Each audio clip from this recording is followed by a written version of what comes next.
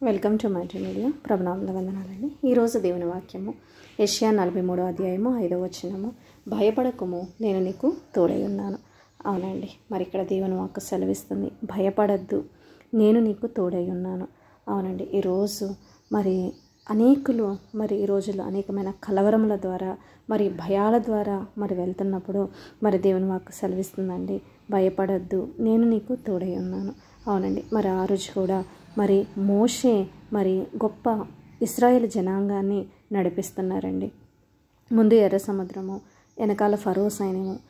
నిజంగా అది ఒక భయం పుట్టించే సిచ్యువేషన్ అండి.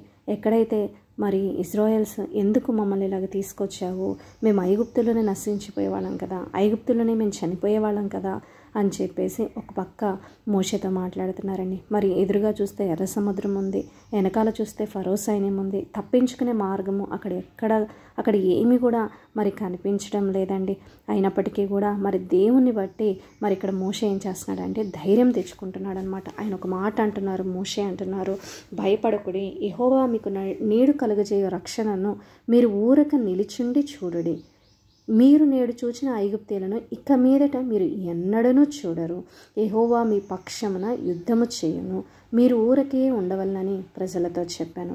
అవునండి, మోషే అంటున్నాడు, భయపడద్దు, దేవుడు మీకు ఎలాగున్నారు, ఆయన కలుగచేసే రక్షణని మీరు చూడండి అని చెప్పేసి అక్కడ దైవజనుడు ఏం చేస్తున్నారు అంటే దేవుణ్ణి బట్టి ఆయన ధైర్యం తెచ్చుకొని అక్కడున్న ప్రజలందరినీ కూడా ఆ ధైర్యంతో అక్కడ నడిపిస్తున్నట్లుగా, వారి యొక్క భయాన్ని అక్కడ పోగొడుతున్నట్లుగా, మీరు కూడా దేవుని వైపు చూడండి, దేవుడు కలిగజేసే రక్షణను మీరు ఊరక నిలిచిండి చూడండి అని చెప్పేసి ఆయన ప్రజలను పురికొల్పుతున్నారండి. అవునండి, ఇక్కడ చూసినట్లయితే అవునండి, అక్కడ నిజంగానే దేవుడు ఇజ్రాయెల్ పక్షమున యుద్ధం చేసినట్లుగా మనం చూస్తున్నాం. ఎర్ర సముద్రాన్ని పాయలుగా చీల్చేసినట్లుగా మనం చూస్తున్నాం. అంటే దేవుని బిడ్డల ముందు ఎంతో కష్టమైన పరిస్థితులు ఉండొచ్చు, కానీ అలాంటి పరిస్థితిని కూడా దేవుడు ఏం చేయగలరు అంటే ఆయన వాటిల్లో కూడా ఒక సొల్యూషన్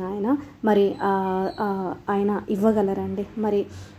ఏ దారి లేనప్పుడు ఆయన ఒక దారిని ఆయన ఓపెన్ చేయగలిగిన దేవుడు అండి. ఈరోజు మీరు అనుకుంటున్నారేమో, నా చుట్టూ నా పరిస్థితులన్నీ బిగుసుకుపోయినాయి, ఎటువైపు నేను తప్పించుకునే మార్గం లేదు, ఎటువైపు నుంచి ఆ డోర్స్ ఓపెన్ చేయబడట్లేదు అని మీరు అనుకుంటున్నారేమో. కానీ దేవుడు ఎంత గొప్ప దేవుడు అంటే, ఎంత గొప్ప సమర్థుడు అంటే, ఆయన ఎటువైపు నుంచి అయినా సరే మీకు ఆ డోర్స్ ఓపెన్ చేయగలిగిన దేవుడు అండి. ఎటువైపు నుంచి అయినా సరే మిమ్మల్ని ఆ శ్రమ నుంచి, ఆ బాధ నుంచి, ఆ భయము నుంచి తప్పించగలిగిన దేవుడు అండి. ఓకేనండి.